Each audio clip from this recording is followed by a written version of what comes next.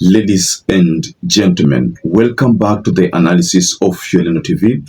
I hope you're well from wherever you're watching this channel. Let me start this session by appreciating you so much for your support.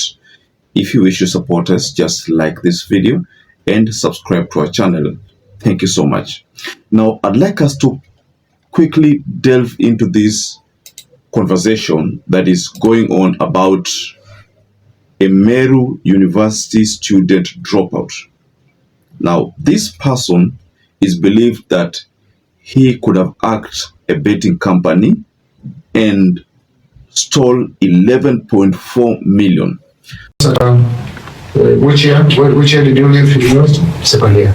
I'm a cybersecurity engineer. So the line between I'm a cybersecurity engineer. Yes. So this is what I do. Self-security. Self-security. Yes. This is what you have been doing. Yes. Okay.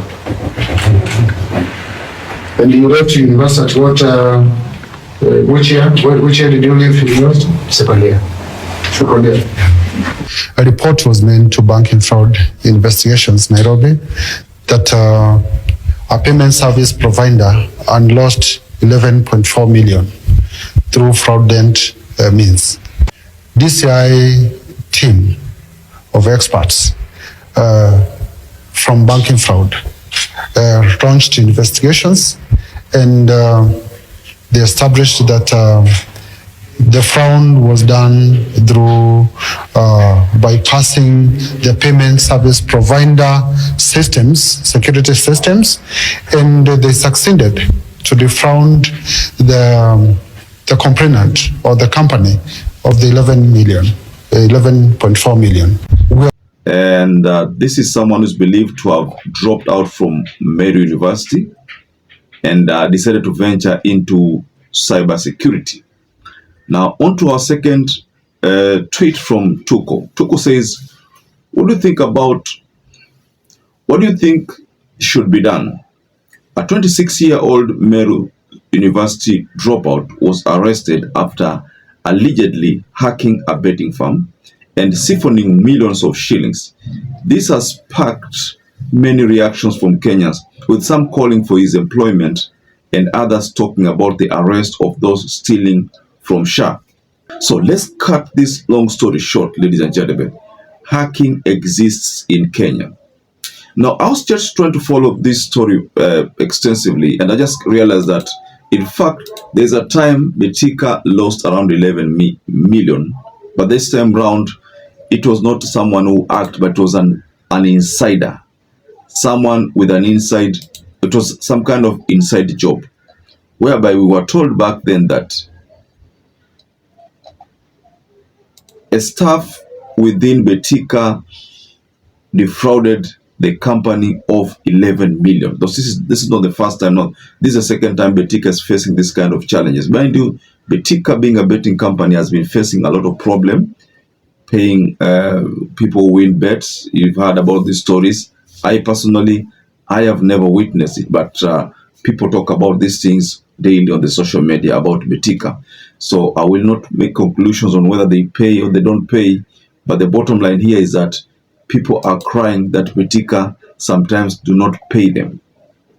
So until you get someone with crucial evidence that actually he was not paid at the time when he had won, we cannot rely much on that information regarding people not paid and people paid. So let's focus on this hack. Hacking is something that is there, ladies and gentlemen. I will take you through a 2016 story. A story of someone by the name Hush Puppy. You all know Hush Puppy. So Hush Puppy and Abdurrahman Juma from Kenya stole $1.5 million from a wealthy Arab man in Qatar. Then there's a story of Kabanak hackers. You've all heard about Kabanak hackers. The story has always been talked about. These are non-hackers, ladies and gentlemen. Then there's a story of a Nigerian tech queen.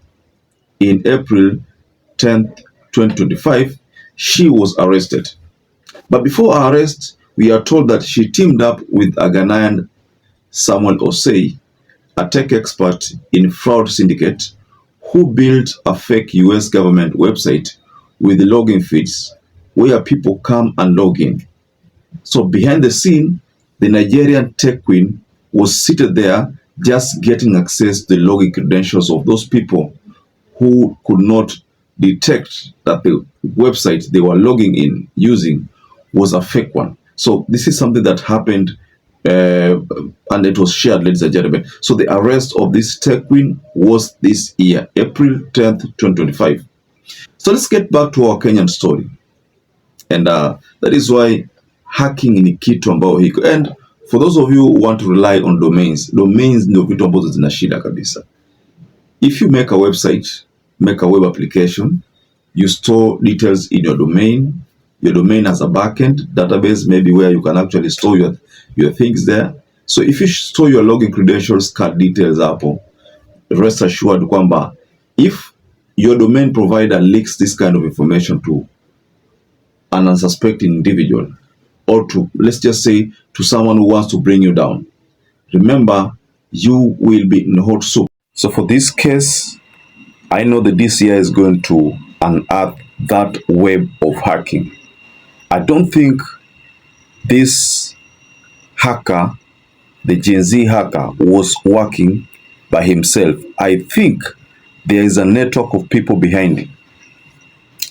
And okay, of course, there are people who are saying that he be given a job instead of him being, put behind bars to waste that, that kind of skill.